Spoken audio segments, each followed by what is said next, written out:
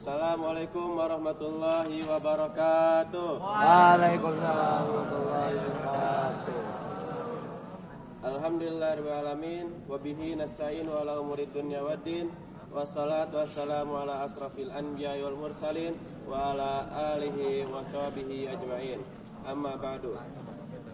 Pertama-tama yang paling utama dan yang harus kita utamakan, marilah kita panjatkan puji serta syukur kita atas kehadirat Allah Subhanahu wa taala yang telah mengumpulkan kita pada duha kali ini yang insyaallah diberkahinya. Amin ya Allah ya rabbal alamin. Tak lupa salawat beserta salam pasti tercurahkan kepada baginda alam yakni habibana wa nabiyana Muhammad sallallahu alaihi wasallam. Karena berkatnya lah Islam sekarang bisa dinikmati, karena berkat perjuangannya lah Islam sampai kini masih bisa kita jalani ibadahnya dengan tenang dan bisa mencontoh beliau dalam segala aspek kehidupannya sehingga kita termasuk umatnya di akhir zaman. Amin ya Allah ya rabbal alamin. Ada sebuah perkataan yakni dari sang penakluk Andalusia yakni Tariq bin Ziyad. Dia pernah berkata bahwasanya walamu in sabartum annakum sabartum alal asyaqi qalilan istamta'tum bil irfati alladza tawilan. Artinya yaitu ketahuilah bahwasanya ketika kalian merasakan kesusahan yang sebentar, maka kelak kau akan mendapatkan kesenangan selamanya, kesenangan yang abadi.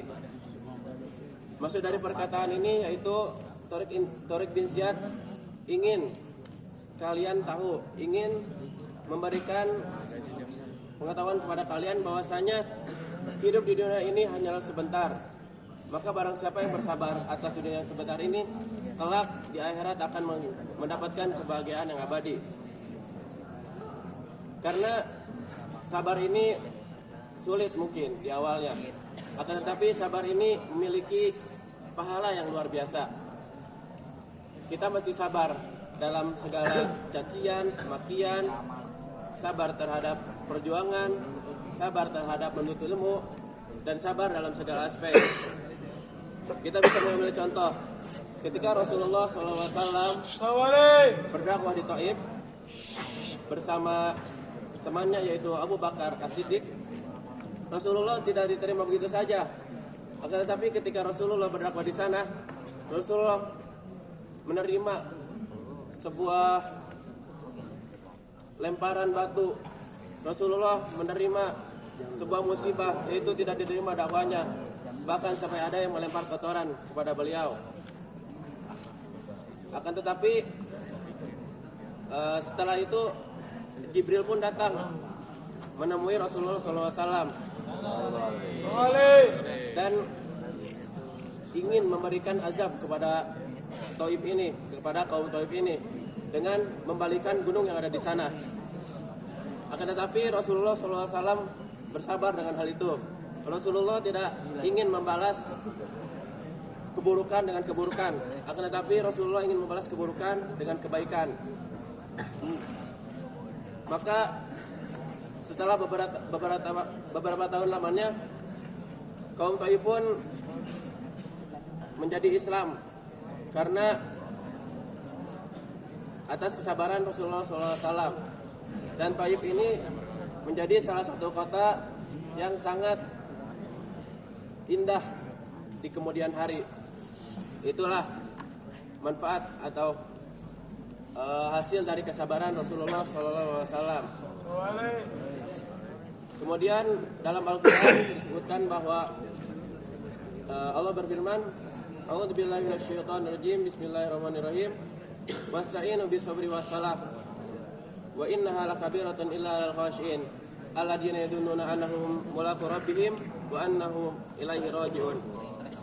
Yang artinya, maka hendaklah kalian sabar dan sholat, dan ganjaran yang besar bagi orang-orang yang khusyuk, yaitu orang yang merasakan pertemuan dengan Rabbnya ketika ia sholat dan mengingat bahwa mereka akan kembali kepada Allah. Maksudnya apa? Maksudnya Allah Subhanahu wa taala memerintahkan kita untuk senantiasa bersabar atas segala hal dan juga senantiasa melaksanakan sholat setiap 5 kali sehari. Karena ganjaran yang besar bagi orang-orang yang khusyuk, yaitu yang merasakan pertemuan dengan Rabb-nya ketika ia sholat. Karena hakikatnya ketika kita sholat adalah kita berjumpa dengan Rabb kita berjumpa dengan Tuhan kita. Bayangkan saja ketika ada Presiden Indonesia contohnya datang ke rumah kita untuk bertamu, maka kita pun harus mempersiapkannya dengan sangat matang. Tidak